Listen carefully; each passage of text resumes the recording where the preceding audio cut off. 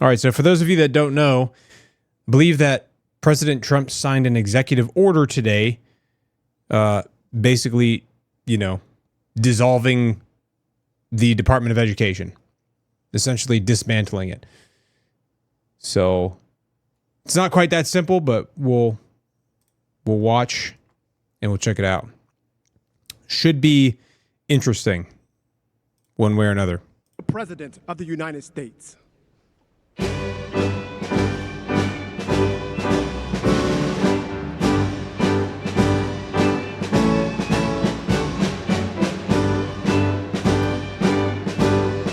Hello. Hello, hello, hello.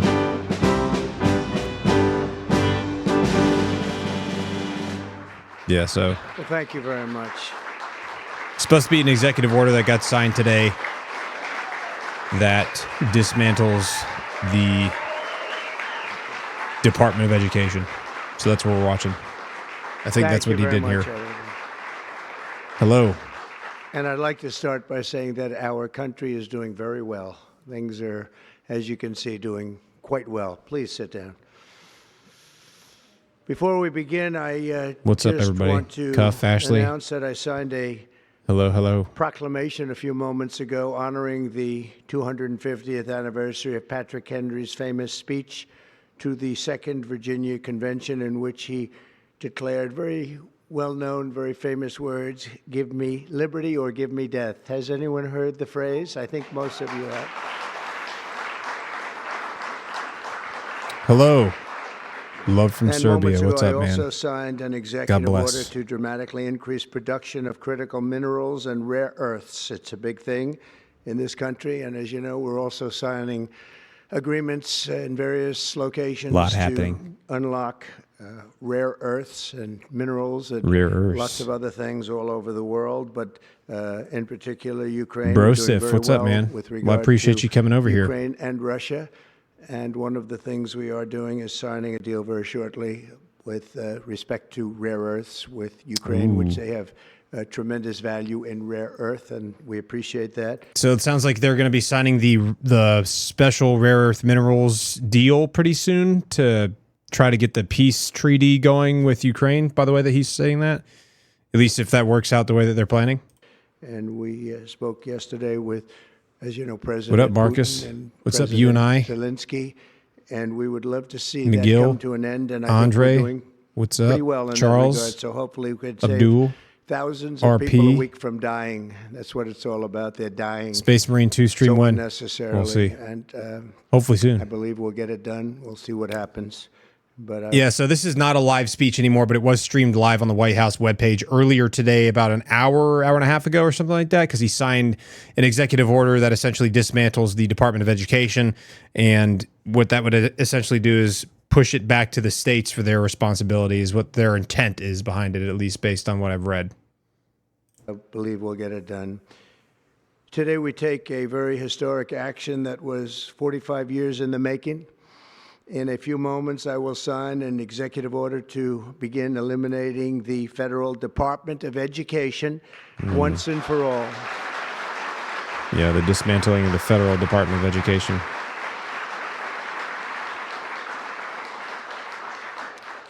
And it sounds strange, doesn't it? Department of Education, we're going to eliminate it. And everybody knows it's right. And the Democrats know it's right. Is this a good or a bad thing? Says you and I. Ultimately, it may come before I don't know enough about it. Everybody knows it's right, and we have to get our children educated. We're not doing well with the. So based on what all of my brother and his wife were both school teachers, and they said that it was totally broken, and that the federal tests were not helping getting the students to a place where it needs to be. And obviously, everybody knows that teachers are way underpaid everywhere. Now, I don't know if this is going to have an impact on pay and make pay worse. I don't know. I don't know if it could make it get better.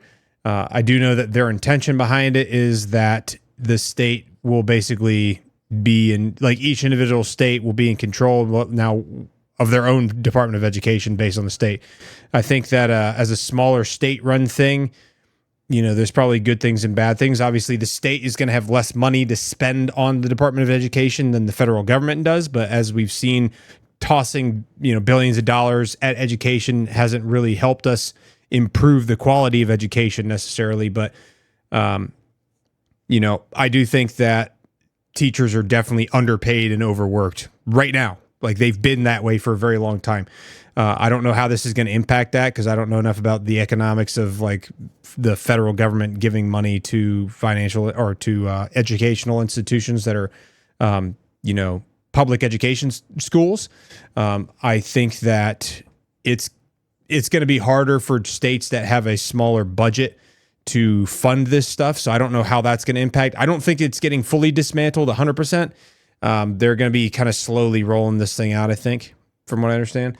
And let's see, just for a little bit of history context. So the Department of Education was founded on October 17th of 1979 during Jimmy Carter, I believe.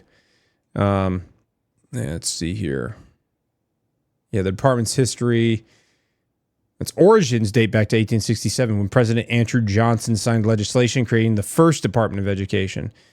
Interesting. The new department was demoted to an Office of Education in 1868. Beginning in the 1950s, political and social changes resulted in expanded federal funding for education. The successful launch of the Soviet Union's Sputnik in 1957 spurred nationwide concern that led to increased aid for science education programs. The 1960s saw even more expansion of federal education funding. President Lyndon Johnson's War on Poverty called for the creation of many programs to improve education for poor students at all levels, early childhood through post-secondary. This expansion continued into the 1970s with national efforts to help racial minorities, women, people with disabilities, and non-English speaking students gain equal access to education. In October 1979, Congress passed the Department of Education Organization Act, created by combining offices from several federal agencies, and then the department began operations in May 1980. Interesting. So, this is just based on, let me see, this is U.S. Department of Education website. It's a .gov website, so this is from them. I don't know.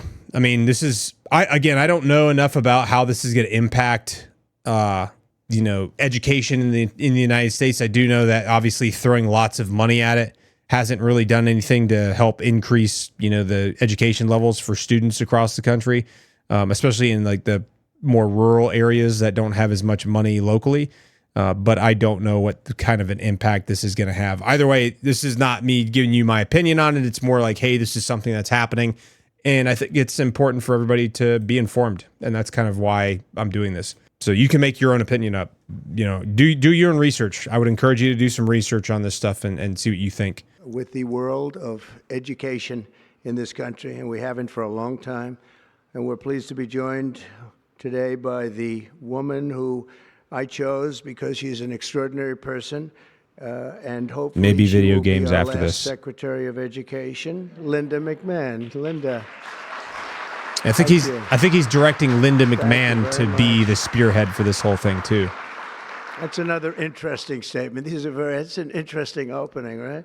But it's true, and it's been amazing how popular this has been. I tell people that this is what I'm doing today, and they say, oh, it's about time. Everybody says it. Republicans and Democrats have said it.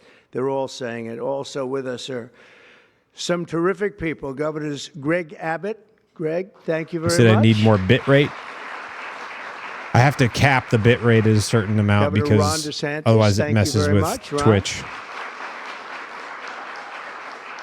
Mike Braun, congratulations on your victory, Mike. That was a big one. If you're on Twitch, am I coming in loud and clear Mike DeWine, and smooth? Thank you very much, Mike. Jeff Landry. Jeff, thank you very much, Jeff. Bill Lee, thank you. Governors, all governors. Brad Little. No, Jackie, we're going to do some video games. Don't worry. Where are you, Brad? Hi, Brad. Jim Pylan. Okay. Thank you very much, Jim. And Kim Reynolds. These are all people very interested in education. And I even see Dan Patrick over there, my friend Dan Patrick. We're joined also by Representatives Tim Walberg and Virginia Fox, Rick Allen, Michael Rulli. And again, Dan Patrick, thank you very much, Dan. You've been a great friend of ours. Now, I will say that the school lunch program is important. That is very important. Now, my brother and his wife, when they were school teachers at a very poor elementary school that was in a very poor part of the state that they live in. And a lot of kids, wouldn't get fed at home because they're coming from broken homes and stuff like that. And so they kind of depended on those school lunches to get fed. So that is an important thing. That is something that I do think should be something that they support or are involved in some way. I think the federal government should definitely make sure that kids aren't going hungry, because you can't control what kind of a home kids come from, because everybody's dealt a different hand of cards.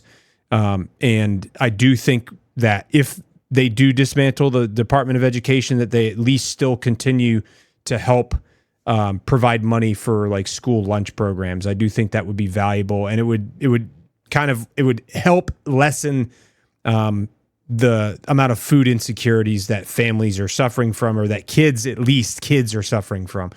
Because a lot of kids, like I said, they come from broken homes. Their parents don't take care of them. They don't feed them. They don't buy enough food for them. And these kids like kind of depend on these school lunches. So I hope that that's at least something that stays, or that they can at least continue to support. And State Attorney Yeah, I mean, I was General broke too Ken when I was a Paxton. kid, so Ken, like I see you there. depended on it too. Andrew Bailey. Andrew, what a job you've done, Andrew. You have some good cases going. You've done a great job. Thank you very much. And co-founder School of lunches Moms are not for federal, Liberty, it's state or education Tiffany district. Justice. She's been a hard worker. Thank you. Thank you, Tiffany. When President Carter created the Federal Education Department in 1979, it was opposed by members of his own cabinet, as well as the American Federation of Teachers, the New York Times editorial board, and the famed Democrat Senator Daniel Patrick Moynihan. Good History evening. has proven them right. Absolutely Oh, snap. right. It's Kappa. What's up, dude? After 45 years, the United States spends more money on education by far than any other Ashley, country, where are you going? Wait. and spends likewise by far more money per pupil than Mossad any get country, exposed and yet? it's I don't not think even so. close. But yet we rank near the bottom of the list in terms of success. I'm from Calgary. It's an amazing stat. Dark Helmet, what's up, man? Those are two stats you don't want. The most money spent per pupil, and you're at the bottom of the list. And that's where we are, like it or not. And we've been there for a long time. 70% of eighth graders are not proficient in either reading or in math. 70%. 40% of fourth graders lack even basic reading skills. Beans cooking. Can't Let's read. go. Students in our public elementary and middle schools score Good worse evening. in reading today than when the department opened, by a lot. In Baltimore, 40% of the high schools have 0 students who can do basic mathematics. So, Woodworking Gunny Bear says, "Come on, bro. If a parent can't afford $250 a day for their kids' lunch, they shouldn't have kids. Maybe don't buy that flat screen and iPhone." Yeah, and that's fair. I think that teaching responsibility is important, but how do you do that at scale? That's the hard part, Because there's a lot we have. Don't get me wrong. We're your average American does better and has more things and more just at their disposal than anyone, practically every country on earth. Even if you're at the low end of the spectrum.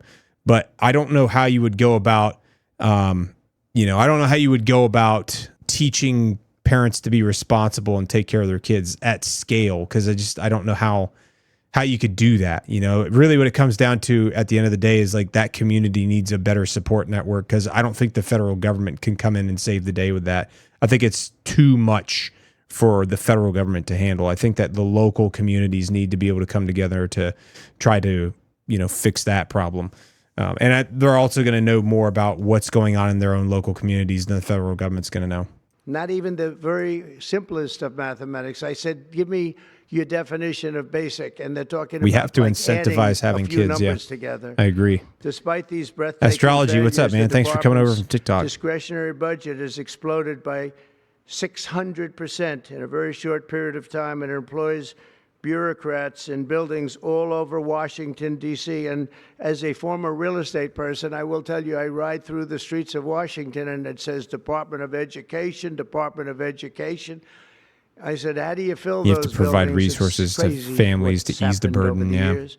I'm pleased to report that after offering these federal employees 2 generous buyout options, and they were very generous, and they're good people. But so the way that I look at very generous. the way that I look at like the federal government trying to be the problem solver for like big blanket issues is it's tough. It's like mass punishment, and not in the sense that like the government helping people is mass punishment, but you look at like if you're in a big unit, like a battalion, for example, and you have a few people get a DUI over the weekend. Well, oftentimes one of the things that would happen is mass punishment where everybody would come down and then the entire battalion would suffer the consequences of these, 4 people or whatever. They would all suffer in some way because of these 4 or 3 individuals that got in trouble over the weekend. But, did you need to do that, or did you need to just hold those individuals accountable? You know what I mean? That's a tough thing, because it's like, I don't know if like that is the best way to attack a problem, is just attack the entire blanket across the board. Now that's obviously very different than this. I do think that the smaller an organization is and the smaller the community is that's attacking the problem, the better and more effectively they'll be able to deal with the problem, because they're going to know what the best way to deal with their local issues are, better than the federal government in Washington. Because no matter who's in office, it doesn't matter. Like, regardless of who's in power in Washington or any of these stuff, the people in Washington aren't going to know how to solve the best how to best solve the problems of like Mobile, Alabama, whereas Mobile, Alabama will know how to solve Mobile, Alabama's problems better. And I think that if maybe they were like, hey, maybe they could figure out a way to like provide them funding to do that or something like that. I don't know what that would look like, but I do think that at the smaller community level, they're going to better know how to deal with their own issues that they're facing. So that's like, that's kind of one of those. That's kind of how I feel about that. Would you follow an order to invade Canada? We're not invading Canada, bro. Canada's our friend. We train with the Canadians. They're all our friends. My administration has initiated a reduction in force, and we're already cutting numbers that were really surprising to a lot, that we were able to do it so successfully. And we've cut the number of bureaucrats in half. 50% have taken office, which is great. Yeah. Thank you. Yeah. Either way, it's a tough problem. I don't know the answer. Of Democrats and I don't know what the best answer is. That we have. Regardless, this is what they're doing. So some Republicans, that's why we're doing this stream, so that we're all. But the department's useful functions and such as, and they're in charge of them. Pell Grants, Title I funding, resources for children with disabilities and special needs will be preserved, fully preserved. They're all going to be. So if you look at the Pell Grants, supposed to be a very good program. Title I funding and resources for children with special disabilities and special needs, they're going to be preserved in full and redistributed to various other agencies and departments that will take very good care of them. And that's very important to Linda, I know, and it's very important to all of us. But beyond these core necessities, my administration will take all lawful steps to shut down the department. Yeah, I've got a lot of friends who are teachers too that have quit because they're like, this is ridiculous. I can't do this anymore. Our students to the states where just some of the governors here are so happy about this. They want education to come back to them, to come back to the states, and they're going to do a phenomenal job. If you appreciate your Denmark, freedoms. Norway, Sweden, I have to tell you, I give them a lot of credit. China's top 10. See, that's the thing. There's such a big disparity in how teachers are paid across the entire country, because depending on like the local region you're in, you get paid different. Like teachers in Connecticut get paid a lot more comparable to what the standard of living would be required up there. Whereas like teachers in South Carolina or Georgia or North Carolina or Kentucky, maybe not so much. Like a lot of teachers might make $30K a year in North Carolina, South Carolina. That's not great, especially right now. Like that's like poverty. That's like almost poverty wages, and you have a bachelor's degree. Like imagine graduating from 4-year university, you got student loans and you're starting at $30K a year or something like that. That's just not good. That's not sustainable. And you're not going to attract, the most highly qualified candidates for educating your children if you're getting paid that level of wage in like comparison to what the cost of living of that local area is. So that's tough. Yeah, it says Abrams Mech says after 8 years it was $32K. Jesus, in Arizona. Yeah. And see, like, it depends on where you live in Arizona, of course. But I mean, like, I know Phoenix is very expensive. That's like 32K ain't going to do nothing for you over there in Phoenix. Like, it's just tough, you know? It's tough. I don't know the right answer to this. I don't know how they're going to approach this situation. It's definitely a lot more complicated than just like, hey, you know, it's going to be, once it's dissolved, then everything will be good. I don't think that's necessarily the case. I think there's going to be a lot of things that need to happen and a lot of coordination that needs to happen to make sure that there's no gaps in coverage, especially for children. I think that's going to be important, but I don't know how they're going to manage that. And so we can't now say that bigness is making it impossible to educate, because China is very big.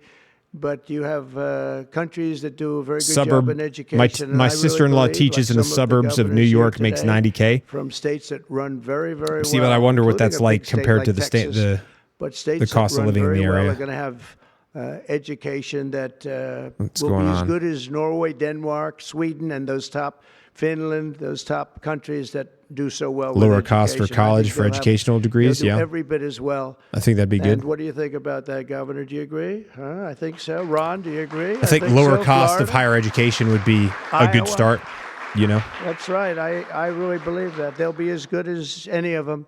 And then you'll have some laggards, and we'll work with them. And we can all tell you who the laggards will be right now, probably. But let's not 100K in California is not. But we'll work with them. Not we're going to great. Make them, if you're in LA, they'll do a job. I think they'll do like a it's job. expensive there, bro. I don't know. Of the state, for instance, New York, you'll have a 90K in New York is like 55K in South Carolina, and you'll have Nassau County, and you'll have Westchester County. You'll do 4 or 5 or 6 of them. You have upstate New York. Hanson, I've never called those counties, him king I think, are going to ever. Do very well, and I think I don't know anyone who's very personally done that. We'll break it down into sections, and I think it'll be really, really good. And they're going to be West Coast is very expensive. But I think they have a chance I prefer East Coast. Really I'm an East Coast guy.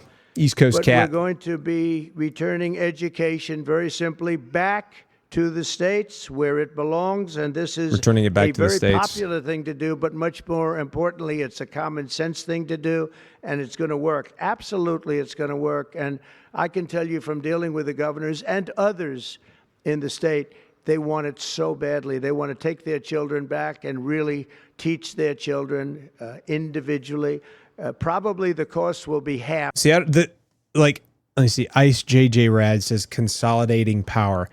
If any, so look, I don't think anybody thinks that everything any administration does. Here's the thing: there's not any administration that's ever been in office where everybody was like, everything that this administration is doing is great. I think that that's just the case across the board, no matter what administration is.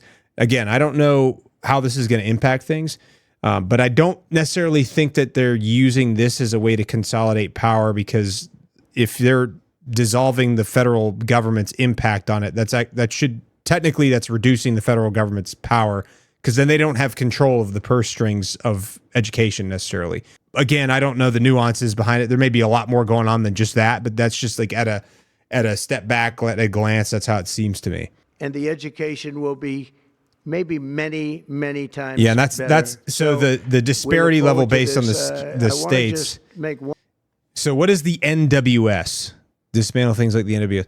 If education is left at a state level, there's going to be a huge disparity between the states because of state political opinion. Now, that's possible. Let me see what the NWS is. I'm kind of curious because I don't know. NWS education. National Weather Service. Oh, yeah. So I don't know. I didn't read into that. I don't know. NWS, what, deactivation? Yeah, I don't know. NOAA cuts. Yeah, I don't know. I don't know what's going on with that, unfortunately. I've heard about it. I don't know much of the information on it, though. I'd have to do some research first. One little personal statement. Teachers, to me, are among the most important people in this country, and we're going to take care of our teachers. And I don't care if they're in the union or not in the union. Doge canceled the lease on buildings that house cyber infrastructure. And I believe for the NWS, the states will take actually better care of them than then they are taken care I'll of. have to do right some now. research They'll on work that. all I'd like to know more systems about and what's going even on with that. merit I systems. just Those don't great know. teachers are going to be I haven't done any maybe research a or little bit digging. better rewarded, and maybe that's the way it should be. But the states are going to make that decision. But we're going to love and cherish our teachers along with our children, and they're going to work with the parents, and they're going to work with everybody else. And it's going to be an amazing thing to watch, and it's really going to be something special. And Linda, you're presiding over something that's so important, and you're going to do a fantastic job, just like you have your whole life. I know Girthy your llama. whole life. I've been Why watching is it you. girthy? I've been watching you for a long time. She's had nothing but success. So it's tremendous to have you, and hopefully you won't be there too long. But we're going to find something else for you, Linda. Okay. So, look, you can tell just by the chat, there's a ton of different opinions. Totally fine. Like, being able to discuss ideas and stuff is part of what makes America so great, because we all have the First Amendment. We're able to express our ideas. There's no need to like get nasty to each other, just as a side note. Because, everybody has, like, I think at the end of the day, all Americans want what's good for America. They want kids to be able to be successful here. They want to have a strong defense. They want to have a strong military. They want to have a secure nation. They want to have, a low cost of living. People want to make good money. And it's, I think that the problem that we run into is that everybody's got different ways of approaching like problems, because everyone thinks that there's a different solution for that problem. And at the end of the day, I think we would all do a lot better if we could figure out how to realize that we all want good things for the country. We just like have different ways of approaching these different problems. And that's just my 2 cents on that, because I see a lot of division all the time, and it's like, man, we gotta realize, like, there's a lot going on. There's a lot of stressful stuff happening. There's a lot of big changes coming. But at the end of the day, I do think that we all want America to be strong. We want to be able to have a low cost of living, be able to buy a house, be able to afford groceries, be able to take care of our kids. We want our kids to be safe when they're in school, things like that. So. Okay. So this will conclude what we are talking about with respect to our most cherished group of people, and that's our children. We want to have our children well educated. We want them to love going to school. We have examples of it. Look at those beautiful, bright-eyed faces. They are so smart. They're so smart. And with that, I'm going to come down. Yeah, good faith conversations are important. A very important document, and we're going to be on our way. People have wanted to do this for many, many years, for many decades. So the one thing I do think that is going to be good about this potentially, and this is just a hypothetical, right? If all of the states have different approaches to education, and then we can see based on how the states approach it, okay, well, this state's doing this, and it seems to be working pretty well. Other states can be like, let's adopt that method of doing things because it's obviously working for them. Obviously, they'd have to tailor it to their local area so that way it works for their local area. But that would be like, imagine if you had like 50 different states that are all trying to approach problems in a different way, and one state finds a good way of doing it that works really well, and then the other ones can be like, oh, hey, that works well. What are you guys doing? What are you doing differently to approach this problem? And that right there could be a way that they could improve upon their own institutions based on like seeing what other states are doing. So that could be a positive. I don't know. I'm just saying, like, it's a possibility, right? So I just want to put that out there. Decades. And I don't know, no president ever got around to doing it, but I'm getting around to doing it. So thank you very much.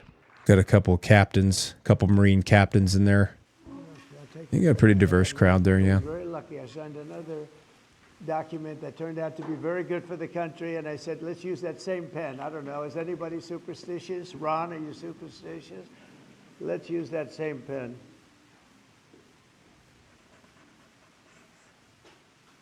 That looks more like a permanent marker than a pen. That's a fat pen if that's a pen, dude. That's definitely like a Sharpie. Okay.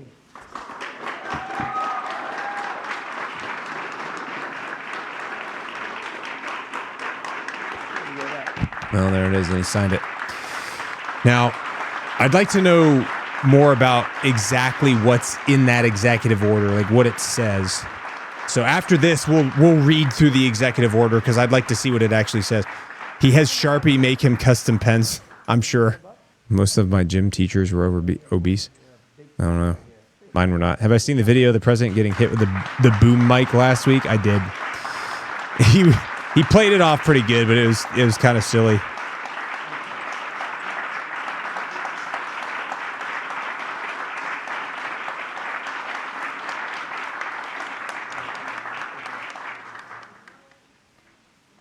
Thank you, everybody, very much.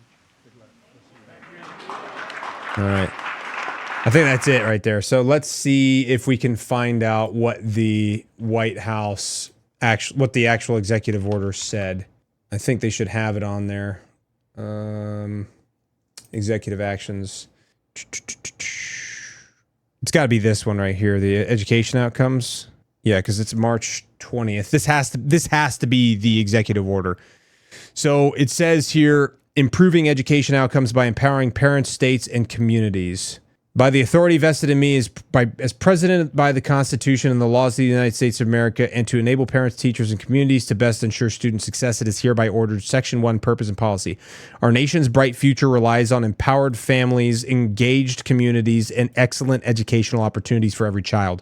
Unfortunately, the experiment of controlling American education through federal programs and dollars and the unaccountable bureaucracy those programs and dollars support has plainly failed our children, our teachers, and our families. And again, this is what it reads in the executive order, so I'm just reading it so that way we can see what it actually says, because I figured that you would be interested in what the executive order actually says rather than hearing what he was having to say, because people want to see what the meat is, the meat and potatoes, right? All right, so taxpayers spent around $200 billion at the federal level on schools during the COVID-19 pandemic, on top of the more than $60 billion they spend annually on federal school funding. This money is largely distributed by one of the newest cabinet agencies, the Department of Education, which has existed for less than 1/5 of our nation's history. The Congress created the Department of Education in 1979 at the urging of President Jimmy Carter, who received a first-ever presidential endorsement from the country's largest teachers union shortly after pledging to the union his support for a separate Department of Education. Since then, the Department of Education has entrenched the education bureaucracy and sought to convince America that federal control over education is beneficial. While the Department of Education does not educate anyone, it maintains a public relations office that includes over 80 staffers at a cost of more than $10 million per year. Closing the Department of Education would provide children and their families the opportunity to escape a system that is failing them. Today, American reading and math scores are near historical lows. This year's National Assessment of Educational Progress showed that 70% of 8th graders were below proficient in reading and 72% were below proficient in math. The federal education bureaucracy is not working. And again, this is all according to the actual executive order on the White House website. Closure of the Department of Education would drastically improve program implementation in higher education. The Department of Education currently manages a student loan debt portfolio of more than $1.6 trillion. This means the federal student aid program is roughly the size of the nation's largest banks, Wells Fargo. But although Wells Fargo has more than 200,000 employees, the Department of Education has fewer than 1,500 in its Office of Federal Student Aid. The Department of Education is not a bank, and it must return bank functions to an entity equipped to serve America's students. Ultimately, the Department of Education's main functions can and should be returned to the states. Okay, so they've said that a couple times, returning the main functions of the Department of Education to the states. Seems to be that's like the main point of this whole thing. Section 2, closing the Department of Education and returning authority to the states. A, the Secretary of Education shall, to the maximum extent appropriate and permitted by law, take all necessary steps to facilitate the closure of the Department of Education and return authority over education to the states and local communities while ensuring the effective and uninterrupted delivery of services, programs, and benefits on which Americans rely. I'm wondering if they're talking about like the school lunch program and stuff like that, the school food programs. Consistent with the Department of Education's authorities, the Secretary of Education shall ensure that the allocation of any federal Department of Education funds is subject to rigorous compliance with federal law and administration policy, including the requirement that any program or activity receiving federal assistance terminate illegal discrimination obscured under the label, quote, diversity, equity, and inclusion, end quote, or similar terms and programs promoting gender ideology. Okay, so they threw some of that stuff in there too.